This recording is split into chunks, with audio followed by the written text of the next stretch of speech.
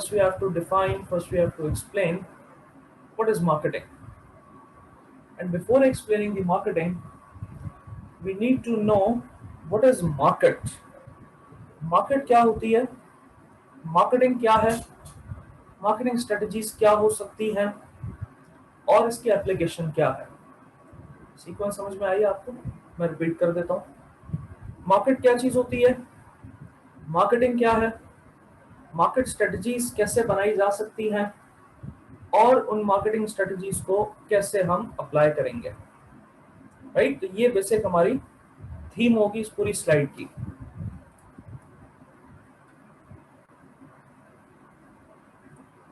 Okay, तो market की हम डेफिनेशन पहले भी क्लास में डिस्कस कर चुके हैं। मैं हमेशा OLX वाली एग्जांपल देता हूँ, वेयर बायर मीट सेलर, जहाँ पे बायर और सेलर एक प्लेटफॉर्म पे होते हैं, उसको हम मार्केट कहते हैं। थोड़ी सी और डिटेल्ड जो डेफिनेशन बनती है मार्केटिंग की, सॉरी मार्केट की, वो ये कि market is that place where buyer finds goods and services, his desired goods and services, and seller finds potential buyers. Seller जो है वो बायर को तलाश करता है और बायर जो है वो गुड्स को तलाश करता है, वो सेलर को तलाश नहीं करता। ठीक है, क्योंकि उसको कंसर्न सेलर से नहीं होता, गुड्स से होता है। वो कोई भी बेचे, राइट, अल्टीमेटली सेलर ही बेच रहा होता है फॉर श्योर। सो आप डेफिनेशन अगर आपके पास नहीं है मार्केट की तो आप लिख लीजिए, मैं चैट पे लिख देता हूँ। लास्ट टाइम भी शायद कहीं लिखी होगी मैंने, मैं दोबारा से लिख देता हूँ, no problem. Market is a place where buyer finds his desired goods and services, seller finds potential buyers. याद रखिएगा बेटा, सेलर हमेशा पोटेंशियल बायर्स की तरफ जाता है। वो खिड़की शॉपिंग वालों को सख्त नफरत की निगाह से देखता है।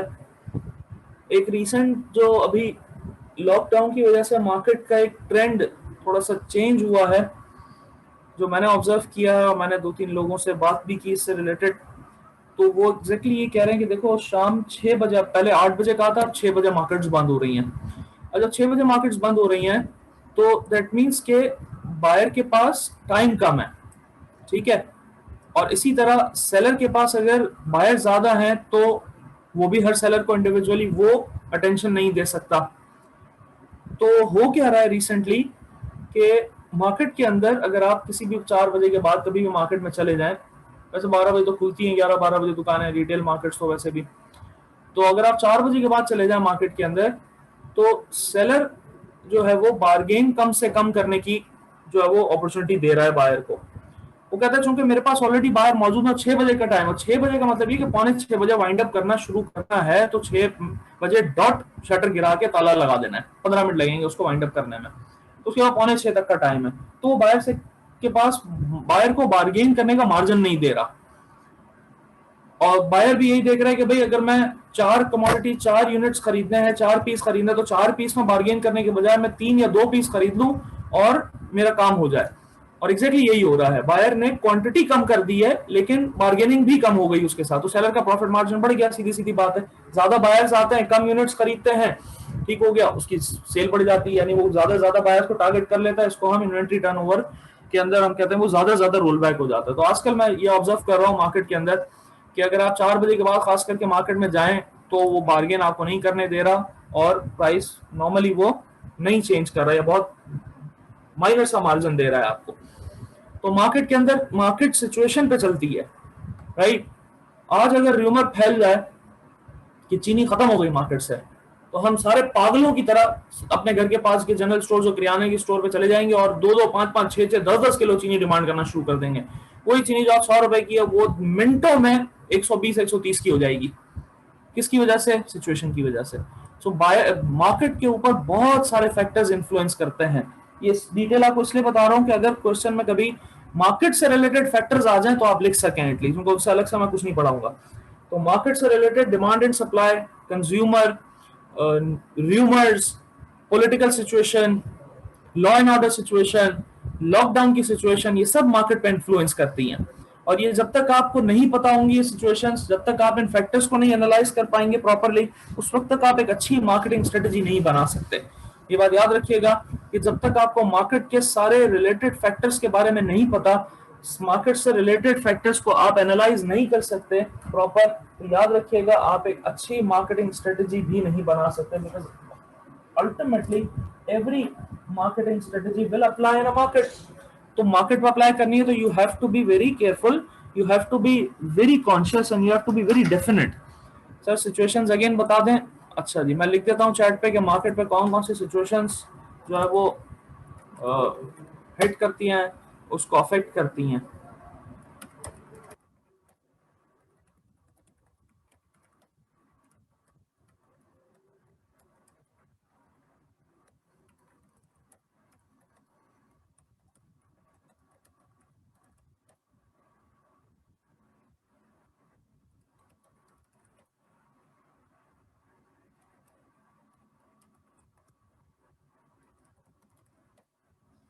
ठीक है बेटा, 3 6 7 पॉइंट्स अभी मेरे जहन में आए मैक्सिमम, वो मैंने लिख दिए हैं। और भी बातें निकलेंगी अगर टॉपिक्स के अंदर तो मैं साथ साथ वो भी आपको बताता रहूंगा।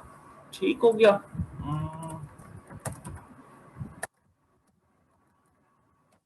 राइट, तो हम लिखते रहेंगे। तो ये नोट करते रहिएगा बेटा कि जब तक मार्केट की सिचुएशंस, मार्केट की कंडीशन आपको नहीं पता, आप उस वक्त तक एक अच्छी मार्केटिंग स्ट्रेटेजी नहीं डेवलप कर सकते। हाँ, एक रह गया। ठीक हो गया। 1 2 3 4 5 6 7 9 फैक्टर्स मैंने लिख दिए यहाँ पे, आप इसको अपने पास नोट डाउन कर लीजिए काइंडली। उसके बाद हम आगे बढ़ते हैं मार्केटिंग स्ट्रेटेजीज की जानिब। एक साहब कहते हैं कि मार्केटिंग के अंदर दो ही चीजें, बिजनेस के अंदर दो ही चीजें सबसे ज्यादा इंपॉर्टेंट होती हैं। क्या क्या कहता है? दो चीजें इंपॉर्टेंट हैं, एक मार्केटिंग और दूसरी इनोवेशन। आप जानते हैं कि मैं गालिबन पहले ही दिन से, जब से हम स्मॉल बिजनेस का कोर्स पढ़ रहे हैं, मैं इनोवेशन पे बहुत ज्यादा फोकस करता हूँ।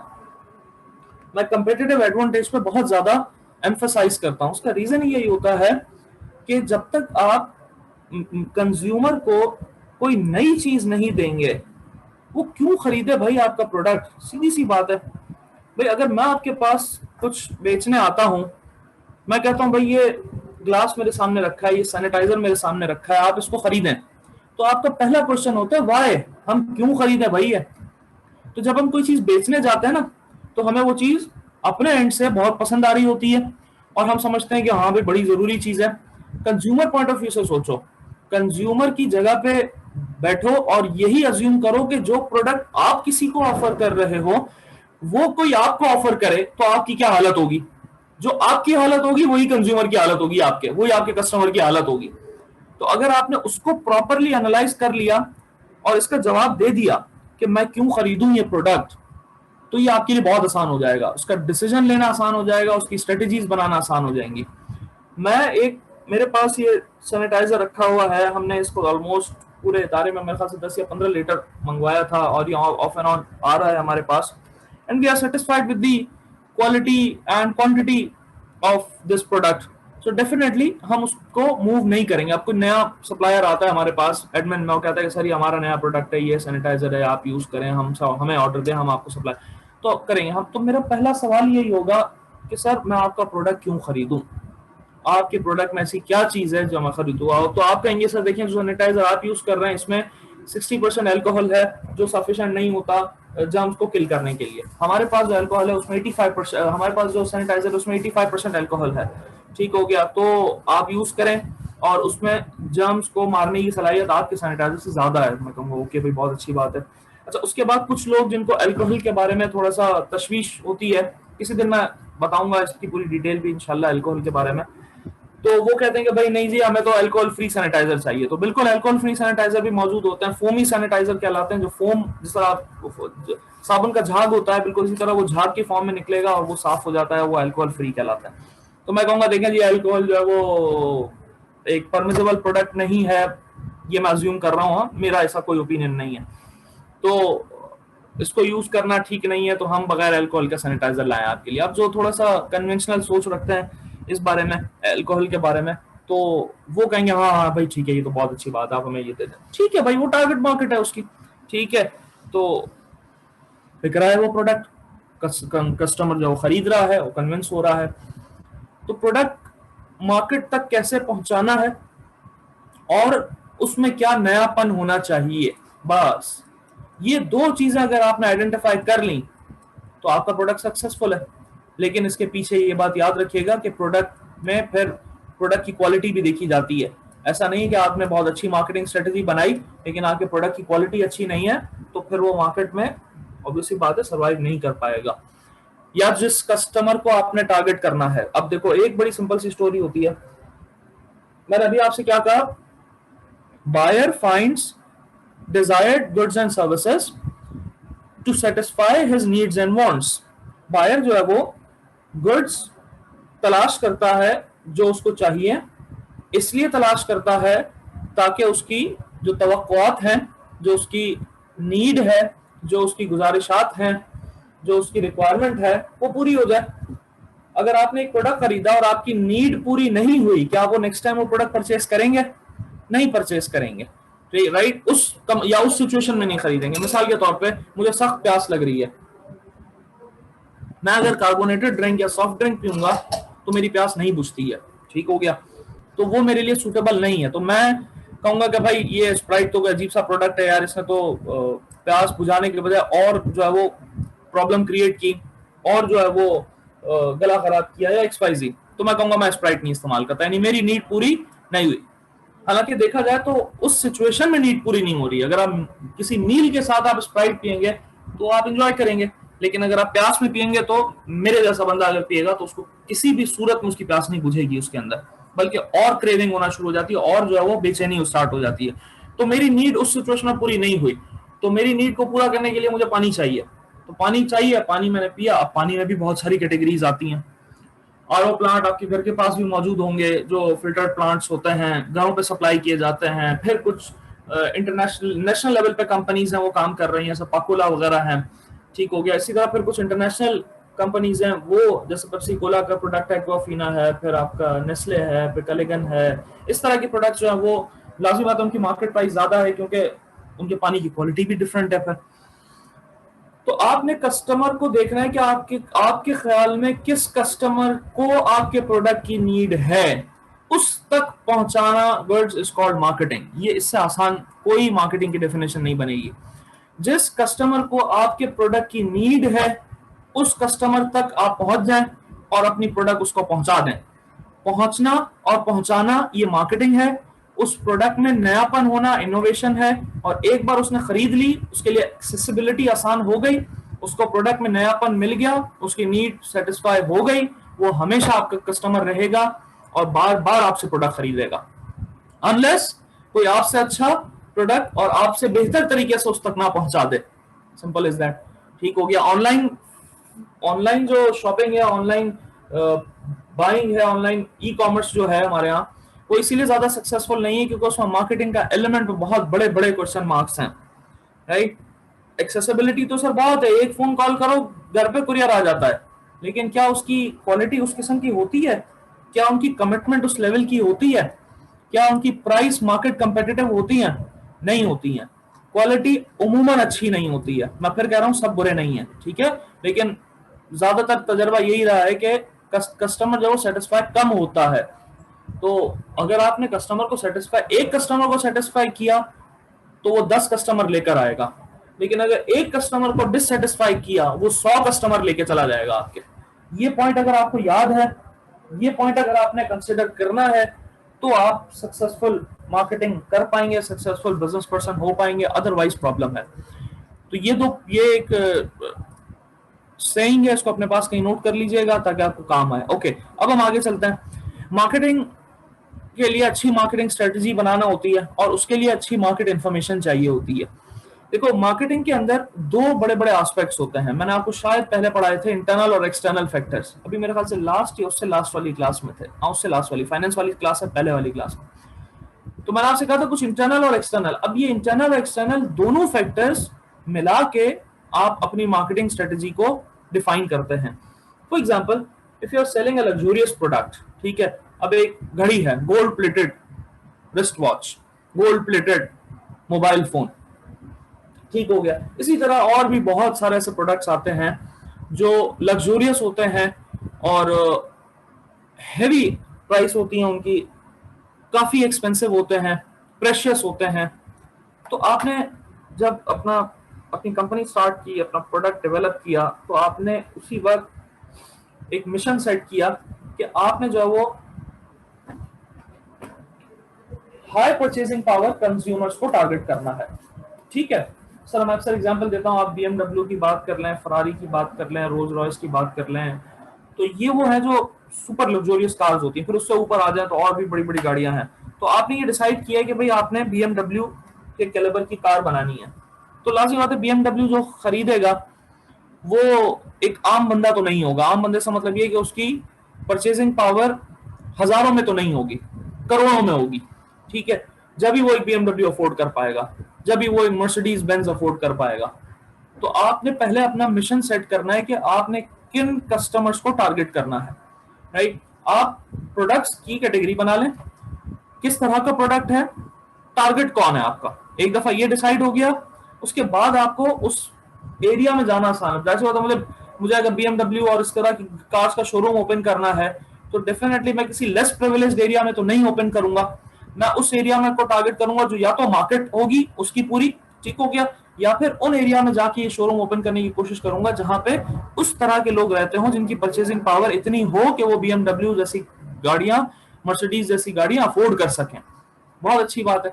तो आप टारगेट करें उन एरिया को। तो एक दफा जब आपने मिशन अपना गोल सेट कर लिया कि आपने किस, मैं ये बता रहा हूं मैं, ये गोल, जब तक आपने एक गोल आइडेंटिफाई कर लिया, उसके बाद आपको आसानी हो जाती है कस्टमर आइडेंटिफाई करने में, ठीक है। अगर आप कोई स्टेपल आइटम ऑफर कर रहे हो, ये जो बेसिक नेसेसिटी जिसको आप कहते हो, तो वो तो एक मास लेवल पे जाएगा, ठीक है। गरीब आदमी भी रोटी खाता है, अमीर आदमी भी रोटी खाता है, उसको भी आटा चाहिए होता है, उसको भी आटा चाहिए होता है। तो अब आपने किस तरह टारगेट करना है, ये आपकी स्ट्रेटजी है। मार्केट आपने किस तरह आइडेंटिफाई करनी है, ये आपकी स्ट्रेटजी है। आपने किस तरह टारगेट ऑडियंस को अपील करना है, ये आपकी स्ट्रेटजी है। तो उसके लिए पहले अपने घर के मामलात को सही करना पड़ेगा, उसके बाद बाहर के मामलात पे हम जाएंगे। घर के मामलात मतलब इंटरनल एनवायरनमेंट, पहले घर के मामलात सुधार लीजिए, पहले घर में चीजें क्लियर कर लीजिए, फिर बाहर जाएंगे हम, ठीक हो गया। यानी कि जब आप कोई इवेंट अरेंज करते हैं तो पहले इंटरनली फैक्टर्स डिसाइड करते हैं ना कि भाई आपका बजट क्या है, कितनी ऑडियंस होगी, ठीक है, उनको क्या ऑफर करना है, उनको कहाँ पे जो है वो सिटिंग अरेंजमेंट करना है। तो इन सबसे पहले आप क्या करते हो, अपना घर का बजट देखते हो कि भाई अगर आपका 1 मिलियन का बजट है तो आप उस 1 मिलियन के अकॉर्डिंग काम करोगे, अगर आपका 10 मिलियन का बजट है तो आप उस 10 मिलियन के अकॉर्डिंग काम करोगे। तो सबसे पहले डिसाइड करना होगा इंटरनल फैक्टर्स को। इंटरनल फैक्टर्स जितने क्लियर होंगे उतनी आसानी से आप एक्सटर्नल फैक्टर्स की तरफ मूव ऑन होंगे, ठीक है बेटा। बात समझ आ रही है? थोड़ी सी बातें इसमें ज्यादा होती हैं, डिटेल ज्यादा होती है, मैं कोशिश कर रहा हूँ कि जितना समराइज कर सकूं और जितना आसान कर सकूं कर दूं आपके लिए। बात समझ आ रही है बेटा यहाँ तक? जी सर। ठीक है बेटा, ओके। तो कोशिश कीजिएगा कि खास करके ये मार्केटिंग वाली स्लाइड जब चल रही हो तो अपने पास रजिस्टर पेन जरूर रखें, और जो समझ में आए, जिस जबान में समझ में आए, की पॉइंट जरूर नोट करते रहिएगा, क्योंकि इसमें स्लाइड पे चार पॉइंट्स होंगे या 4 लाइंस होंगी, और मैं बोलते हुए शायद 40 लाइनें बोल जाऊंगा। तो आपको ख्याल रखना यह है कि बोलते हुए जो भी की पॉइंट्स है वो फौरन फौरन मार्क करते रहिए, नोट करते रहिए। अच्छा बेटा, अब बेसिक स्ट्रेटजीज क्या हो सकती हैं, राइट। किसी भी प्रोडक्ट की मार्केटिंग के लिए जो बेसिक स्ट्रेटजी क्या होती है, मैंने आपको सबसे पहले बात याद रखिएगा कि you have to satisfy need, ठीक है। ये पहली बात होती है मार्केटिंग में, पहली बात लिखते हैं। अब उससे एक स्टेप पहले भी एक बात होती है, देखो नीड को सेटिस्फाई करना है, लेकिन उससे पहले नीड को क्या करना होता है, कोई बता सकता है मुझे? Sir identify. आइडेंटिफाई करना। Now how would you identify the need? कोई बताएगा नहीं आपको, घर पे आके कोई नहीं, इस्तिखारा करेंगे, जायचा निकालेंगे, बाबा से पूछेंगे, तावीज लेंगे, कोई फर्क नहीं पड़ेगा, ठीक है। तो आपको नीड आइडेंटिफाई करनी है। कैसे नीड आइडेंटिफाई करते हैं? आप एज अ कस्टमर उसे ऑब्जर्व करोगे। नहीं सर, मार्केट जाके रिसर्च करेंगे कि किस चीज की डिमांड है। ठीक है, मैं आप दोनों की बात को सेकंड करूंगा थोड़ी देर बाद कि देखो मार्केट में अगर आप खड़े हो जाओ मिसाल के तौर पे, और आप सिर्फ ये एनालाइज करो कि लोग जो स्टेपल आइटम खरीदते हैं वो खरीदते वक्त उनका बिहेवियर क्या होता है, या आप एक सिंपल क्वेश्चनर डेवलप कर लो, सिंपल क्वेश्चनर बना लो और लोगों से उनका फर्स्ट हैंड डेटा कलेक्ट करो regarding cooking oil, regarding rice, regarding vanaspati ghee, ठीक हो गया, regarding pulses, regarding flour, basic items. उससे रिलेटेड आप पूछो क्या आप सेटिस्फाई हैं उस प्रोडक्ट से, क्या आप सेटिस्फाई हैं जिस कंपनी का आप प्रोडक्ट यूज कर रहे हैं, क्या आप सेटिस्फाई हैं उसकी क्वांटिटी से, क्या आप सेटिस्फाई हैं उसके टेस्ट से, उसकी क्वालिटी से। तो ये फर्स्ट हैंड डेटा मार्केट से आपको गैदर करना पड़ता है, सर्वेस करने पड़ते हैं, ऑनलाइन भी होते हैं, इन पर्सन भी हो सकते हैं। दूसरा आपने ये देखना है कि कौन सा प्रोडक्ट, जो प्रोडक्ट मार्केट में इस वक्त अवेलेबल है किसी भी तरह का, उस पर्टिकुलर प्रोडक्ट से रिलेटेड उसकी सेल का वॉल्यूम क्या है और कंज्यूमर का परसेप्शन क्या है उससे रिलेटेड। अब परसेप्शन एक ऐसी चीज है कि ये एक बार डेवलप हो जाए तो ये बड़ा खतरनाक हो जाता है कभी कभार, और ये कभी कभार बहुत आसान हो जाता है प्रोडक्ट को बेचने के लिए। अब मैं एक सिंपल सी एग्जांपल लूं, टेट्रा पैक मिल्क। पाकिस्तान के अंदर अगर आप किसी भी अननोन आम बंदे से पूछें कि भाई ये टेट्रा पैक मिल्क सही है और गलत है, वो एक स्ट्रेट फॉरवर्ड छूटते ही एक जवाब कहेगा इसमें केमिकल होता है। मैं सही कह रहा हूं या गलत? यस इसमें सर। प्रिजर्वेटिव्स होते हैं। भाई 6 महीने दूध कैसे रह सकता है उसमें, ये सवाल होता है ना सबसे पहला। दूध तो 1.5 से 2 घंटे में, अगर आप प्रॉपर गर्मी में बाहर घूम रहे हैं बाइक के ऊपर, खास करके आपने खरीदा है, शायद तो 2 घंटे या 2.5 घंटे से ज्यादा की लाइफ नहीं होती है उसकी, वो खराब हो जाएगा फॉर श्योर। जैसे ही उसमें ठंडक खत्म हुई वो गया दूध। इसका जाती तजर्बा मुझे हो चुका है, इसीलिए मैं आपको बता रहा हूं, ठीक है। रेफ्रिजरेटर से दूध निकाला मैंने गर्म करने के लिए, मैंने कहा जरा रूम टेम्परेचर पे आ जाए फिर उसको गर्म करता हूं तो जल्दी गर्म हो जाएगा, ऐसी बात है वो जमा होता है फ्रीजर के अंदर। तो मैंने कहा जरा तसल्ली से वो ठंडा हो जाए उसके बाद, मतलब गर्म हो जाए तसल्ली से, उसके बाद मैं उसको चूल्हे पे चढ़ा दूंगा। चलो जी, अब वो तसल्ली जरा ब्रॉड हो गई, पता नहीं मैं किताब पढ़ा था, मैं एज यूजुअल मुझे होश होता नहीं उसके बाद। अब जब मैंने देखा आस पर, मैंने कहा ये तो बहुत टाइम हो गया, 1-1.5 घंटे से बल्कि ज्यादा ही हो गया, मैं दूध बाहर छोड़ा हुआ है। खैर मैं देखा वो बिल्कुल लिक्विड फॉर्म में आ चुका था वो। मैंने उसको गर्म किया, अच्छा गर्म भी किया, और उस वक्त मुझे समझ भी नहीं आया, गर्म कर भी लिया और शायद उसका 10% या 5% पी भी लिया। अच्छा फिर हमारी जब बेगम साहिबा ने देखा, उनका ये दूध कहाँ से आया? मैंने कहा मैं लेकर आया था। कह रहा ये गर्म किसने किया? मैंने किया। कहना ये खराब हो चुका है। मैंने कहा अल्लाह रहम करे। तो शुक्र है कुछ हुआ नहीं उसके बाद। तो भाई वो पेरिशेबल आइटम है, वो सेकंड्स में खराब हो जाता है। अब टेट्रा पैक मिल्क रखा हुआ है आपके पास, आप कहते हो भाई इसमें केमिकल है। अगर आप प्रॉपरली इसको एनालाइज करो ना, ये यूएचटी ट्रीटेड होता है, ये केमिकलाइज या प्रिजर्वेटिव्स नहीं होते इसके अंदर। ये मेरा अपना ओपिनियन है, मैंने देखा भी है, और चूंकि मेरे भाई इस तरह की कंपनी में कर्से से काम कर रहे हैं तो उनके तो खैर सामने की बात है, तो वो कहते हैं भाई इसमें कोई केमिकल प्रिजर्वेटिव्स नहीं होते, यूएचटी ट्रीटेड होता है बेसिकली। अल्ट्रा हीट टेक्नोलॉजी कहते हैं अगर मैं गलत नहीं हूं तो, आप सर्च कर लीजिएगा उसको। तो वो मशीनरी तो से सर उसको पहले इंतहाई ठंडा किया, पहले इंतहाई गर्म किया जाता है और फिर फौरन से ठंडा करके उसको पैक कर दिया जाता है। उसमें कोई प्रिजर्वेटिव्स नहीं होता है। उसके पैकेट्स तो हम स्टोर करके रख सकते हैं, तो जब रखते हैं तो सर वो तो ऐसे का ऐसा ही होता है, वो तो मैं खराब ही वही नहीं अर्ज कर होता। रहा हूँ ना बेटा, जब देखें जब दूध की मैनुअल हैंडलिंग होती है ना, तो आपको प्रिजर्वेटिव्स डालने पड़ेंगे उसको संभालने के लिए। लेकिन जब उसकी मैनुअल हैंडलिंग नहीं होती है, वो पूरा प्लांट और प्रोसेसिंग प्लांट पे जब चल रहा होता है, तो उसमें ना इंसान होता है ना उसमें हवा होती है। लेकिन चीज खराब कब होती है? जब उसमें हवा लगती है, हवा लगने पे चीज खराब होती है। अब आप कराची जैसे मौसम में कोई भी चीज बाहर रखेंगे तो उमूमन वो जल्दी खराब हो जाती है। ड्राई वेदर में, जैसे ब्रेड होती है, ब्रेड आप रख दो कराची में, 2 दिन बाद रख दो वो खत्म गई, इसमें फंगस लग जाएगा। लेकिन अगर आप ड्राई वेदर में ब्रेड बाहर रख दो, वो 4 से 5 दिन भी बाहर रह जाती है। रीजन भी उसमें वो हवा हिट नहीं करती है, तो अगर हवा लग गई उसके ऊपर तो वो अफेक्ट होगा। तो जो मिल्क है वो प्रोसेसिंग प्लांट के अंदर, अबे क्या है यहाँ पे, तो तमाशा लगा हुआ है यहाँ पे, फिर मैं केयर करूंगा ना, फिर मसला हो जाएगा आप लोगों के लिए।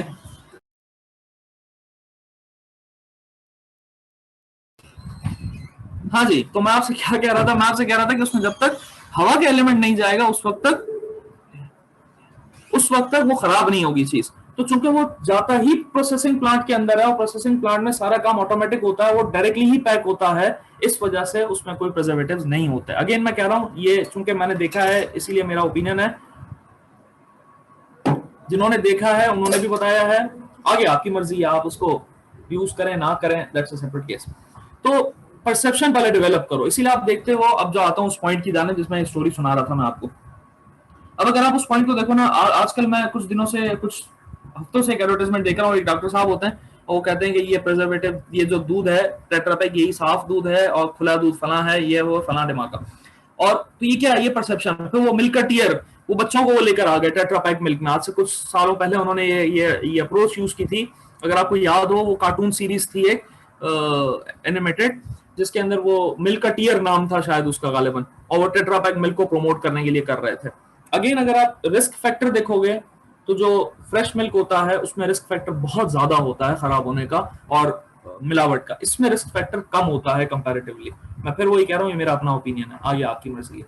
तो नीड के लिए पहले परसेप्शन भी डेवलप करना पड़ता है। परसेप्शन डेवलप करेंगे तो नीड ऑटोमेटिकली क्रिएट हो जाए। अब मुझे अगर ये बात समझ आ गई, मैंने देख लिया प्लांट में कि टेट्रा पैक मिल्क ज्यादा बेहतर है, ठीक है, तो डेफिनेटली आई परचेज इट, अगर वो मेरी परचेजिंग पावर में आएगा तो ठीक हो गया। तो परसेप्शन डेवलप करेंगे, मैं ऑटोमेटिकली उस चीज की डिमांड क्रिएट करूंगा। जैसे डिमांड क्यों क्रिएट करूंगा, मैंने नीड महसूस की, उसकी जरूरत महसूस की। तो आप परसेप्शन बिहाफ पे, जिस तरह ये जितने भी रंग गोरा करने वाली क्रीमें हैं, I am very sorry to say कि ये रंग गोरा नहीं होता इससे किसी भी किस्म का, ये जो ब्यूटी या फेयरनेस क्रीम्स होती हैं, इन्होंने क्या परसेप्शन डेवलप किया, ये परसेप्शन डेवलप करते हैं कि जो गंदमी रंगत वाले, जो काले लोग हैं, उनको जीने का हक नहीं है। ठीक हो गया, ये आसान अल्फाज में मैं आपको समझाने की कोशिश कर रहा हूँ। ठीक है, ये बता रहे हैं कि भाई वो कमतर हैं, इंफीरियर हैं। आप हमारी इंडस्ट्री में चले जाएं, जो हमारी ड्रामा इंडस्ट्री, हमारी फिल्म इंडस्ट्री है, शायद ही कोई एक आध होगा हल्के रंग वाला, सारी गोरी चमड़ी वाले। ठीक है, आप इंटरनेशनल मीडिया में चले जाएं, वहां काले काम करते हैं और ऐसा काम करते हैं कि तबीयत साफ हो जाए, वो एक्टिंग होती है उनकी, उस कैलिबर की उनकी एक्टिंग होती है। तो ये परसेप्शंस है हमारे यहाँ कि अगर किसी ने मीडिया इंडस्ट्री में जाना है, भाई शक्ल सफेद होनी चाहिए, चाहे काम आता हो ना आता हो। क्या है ये? अगेन परसेप्शन है। तो परसेप्शन पहले डेवलप करो, उसके बाद नीड खुद ब खुद क्रिएट होगी। ठीक है, अच्छा, फिर वही बात है कि नीड जो वो क्रिएट नहीं होती, वो हमेशा आइडेंटिफाई होती है। मैं ये बात करता हूं हमेशा, नीड क्रिएट नहीं होती है, नीड हमेशा, चीजें मौजूद हैं, आपको सिर्फ तलाश करना है। जिस तरह साइंस है ना, साइंस में चीजों को दरियाफ्त किया जाता है, क्रिएट नहीं किया जाता कुछ भी। हम क्या कहते हैं, वो चीज दरियाफ्त हुई है, राइट, यानी कि उस चीज को आइडेंटिफाई किया गया है, वो पहले से मौजूद है। ग्रेविटी पहले से मौजूद थी, न्यूटन ने उसको क्या किया, आइडेंटिफाई किया है। स्पेस में चले जाएं तो लाखों, करोड़ों, अरबों, खरबों सैयारे और सितारे मौजूद हैं, हमने उनको आइडेंटिफाई करना है। हम सोलर सिस्टम से बाहर निकलते हैं, मिल्की वे में जाते हैं, मिल्की वे से बाहर नहीं निकल पाए हैं साइंसदान, और मिल्की वे में भी पता नहीं अरबों कहकशाएं वो हैं सोलर सिस्टम से, उससे पीछे चले जाएं तो ये क्या कर रहे हैं, आइडेंटिफाई कर रहे हैं, हम ये चीजों को निकाल रहे हैं, दरियाफ्त कर रहे हैं, खोज रहे हैं। चीजें अपनी जगह पे मौजूद होती हैं, बस ये बेसिक पॉइंट याद रखिएगा। ओके, तो आपने नीड आइडेंटिफाई की, फिर आपने ये देखना है कि जो मैं प्रोडक्ट ऑफर कर रहा हूं उसकी प्राइस और जो सर्विस की प्राइस है, क्या वो डिफरेंट होगी, अलग होती है, सेम होती है, किस तरह से होना है। कंज्यूमर वो चीज खरीदता है जो दिखता है। एक काम मार्केट में आप चले जाएंगे ना, एक नॉन इलिटरेट बंदा आपसे कहेगा जो दिखता है वो बिकता है, और ये बड़ी सिंपल सी स्टोरी है और ये वाकई है। अगर आप किसी सुपरमार्केट में चले जाएं, वो इतना लेविश तरह से वो डेकोरेट करते हैं उस चीज को कि ना चाहते हुए भी आप उसमें से कुछ खरीदने पर मजबूर हो जाते हैं। रीजन क्या है? वही, जो दिखता है वो बिकता है। ठीक हो गया, तो जो दिखेगा वो बिकेगा, ये सीधी सी बात है। अब आप जब तक, अब यहाँ इसका मतलब सिंपल सी यही है कि अगर एक प्रोडक्ट मार्केट में है तो जब तक आप मुझे उसके बारे में बताओगे नहीं, मैं कैसे खरीदूंगा? मुझे कोई इल्हाम तो होगा नहीं, ख्वाब में तो आएगा नहीं कोई मुझे बताने के लिए। तो किस तरह से उस कस्टमर को अट्रैक्ट करना है? पैकिंग के जरिए। ठीक हो गया, कलर्स इस तरह यूज किए जाते हैं कि लोग अट्रैक्ट हों। ठीक हो गया, थीम इस तरह यूज की जाती है, फॉन्ट्स इस तरह यूज किए जाते हैं कि लोग अट्रैक्ट हों उस पर, और लाजमी बात है लोग अट्रैक्ट होंगे, प्रोडक्ट खरीदेंगे आपका। कस्टमर लॉयल्टी क्रिएट करनी। कस्टमर लॉयल्टी कब क्रिएट होगी? जब आपका product up to the mark होगा और कंज्यूमर उससे सेटिस्फाई होगा। मैं फिर वही कह रहा हूं कि जरूरी नहीं है कि एक प्रोडक्ट सारे लोग खरीदें। ठीक है, एक ही प्रोडक्ट सबकी डिमांड पूरी कर दे, ये कतई तौर पे किसी भी सूरत में मुमकिन नहीं है। ठीक है, अब एक ही प्रोडक्ट होता है, लेकिन उसके पसंद करने वालों की भी कैटेगरी होती है और उनको नापसंद करने वालों की भी कैटेगरी होती है। पसंद करने वालों के अपने फैक्टर्स होते हैं, नापसंद करने वालों के अपने फैक्टर्स होते हैं। अच्छा, सैंपल्स एंड डेमोन्स्ट्रेशन, ये जो पॉइंट है ना बेटा, ये आपकी प्रमोशन से रिलेटेड है। ये आगे अभी मैम 4 P's ऑफ मार्केटिंग में मजीद इसको देखेंगे। और आखिरी में लिखा हुआ है एजुकेटिंग कस्टमर्स, कस्टमर को बताना पड़ेगा। वही मैंने आपसे जिस तरह टेट्रा पैक मिल्क की एग्जांपल दी, ठीक है। एवरीडे के बारे में मैं कहता हूँ, क्या कहता हूँ उसके बारे में कि एवरीडे क्या है? हाँ भाई, एवरीडे क्या है? हाँ, भूल गए यार आप लोग? नहीं नहीं, वो तो है, मैं क्या कहता हूँ उसको? लो, सब भूल गए, किसी को याद नहीं है बड़ा उसको उसकी बातें। रिपीट करें? अरे मैं अरे एक मिनट, चाय को गोरा करने, चाय को गोरा करने वाला। हाँ, तो ये चाय की क्या हुई? फेयरनेस कहीं। करेक्ट, चाय की फेयर एंड लवली, ठीक हो गया। तो एवरीडे चाय की फेयर एंड लवली। तो अब कस्टमर को बताओ ये दूध नहीं है, ये दूध का ऑल्टरनेट भी नहीं है, ये ड्राई मिल्क भी नहीं है, ये सिर्फ केमिकल है। तो फिर हाई कोर्ट ने कहा लिखो ये दूध नहीं है, बस सिंपल। लोगों ने एवरीडे से मीठे बनाए हैं, अल्लाह माफ करे, स्वीट डिशेस डेजर्ट्स बनाए एवरीडे से, बनाए भाई, कौन मना करता है। ओके बेटा, then comes the marketing concept. Marketing concept क्या है? मार्केटिंग पढ़ी है आपसे पहले कभी? सबसे ज्यादा अच्छा होता है एवरीडे। देखा, ये लोग, ये यही लोग हैं जो बनाते हैं एवरीडे से कस्टर्ड। ये वही लोग हैं जो एवरीडे से बनाते हैं। अरे नहीं सर, उसका टेस्ट अच्छा होता है, मैंने खुद खाया है। तो बेटा हम लोग क्या गांव से आए हैं, हमें नहीं पता एवरीडे क्या होता है, हमने नहीं खाया कभी। तो सर आप केमिकल क्यों बोल रहे हैं? पाउडर अच्छा होता है वो वाला, उससे हाँ, तो चाय भी अच्छा, अच्छी बनती भाई है। अगर चाय, वो चाय ही के लिए है सिर्फ। मैं भी इस वक्त चाय पी रहा हूँ, उसमें भी एवरीडे डला हुआ है। मैं ये नहीं कह रहा कि वो गलत है, मैं कह रहा हूँ उसका इस्तेमाल गलत ना करें आप। वो चाय के लिए है, वो चाय को गोरा कर रहा है, करें और पिए, ठीक है। बताने का मकसद ये बेटा कि जब आप उसको किसी स्वीट डिश में डालते हो ना, तो उसकी क्वांटिटी बहुत ज्यादा चाहिए होती है। अब चाय में, अब ये जो तावीज वाली चाय मैं इस वक्त पी रहा हूँ, हाफ अ टी स्पून चाहिए होता है एवरीडे के अंदर, तो ये चाय बहुत अच्छी बनेगी, ठीक है। अगर आप पकी हुई चाय में एवरीडे डालेंगे तो आपको ऑलमोस्ट 2 टीस्पून चाहिए होंगे। और इसी तरह जब आप उसको किसी स्वीट डिश में इस्तेमाल करेंगे तो कम से कम 1 से 2 टेबल स्पून तो यूज करेंगे ना आप उसको। बताने का मकसद ये बेटा कि ये केमिकल जितना ज्यादा यूज करोगे उतना ज्यादा नुकसानदेह आपके लिए है। तो मत यूज करें, नीडो डाल लें, कोई और चीज डाल लें, कोई और ड्राई मिल्क डाल लें। अच्छा जी, मार्केटिंग कौन सा? मार्केटिंग पढ़ी है आज से पहले कभी? आईटीबी में पढ़ी थी। Yes sir. अच्छा, थोड़ा बहुत रिव्यू करवाओगे मुझे, क्या पढ़ा है? मार्केटिंग पढ़ी है, मार्केटिंग की टाइप्स पढ़ी ये- है, 4 पीस ऑफ मार्केटिंग पढ़ा है। और कुछ भी याद नहीं।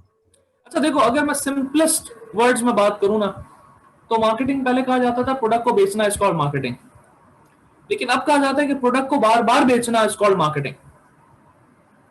ठीक है, एक दफा प्रोडक्ट को नहीं बेचना आपने, प्रोडक्ट कंटिन्यूअस बेसिस के ऊपर बेचना है आपने, उसी कस्टमर को बार बार बेचना है आपने।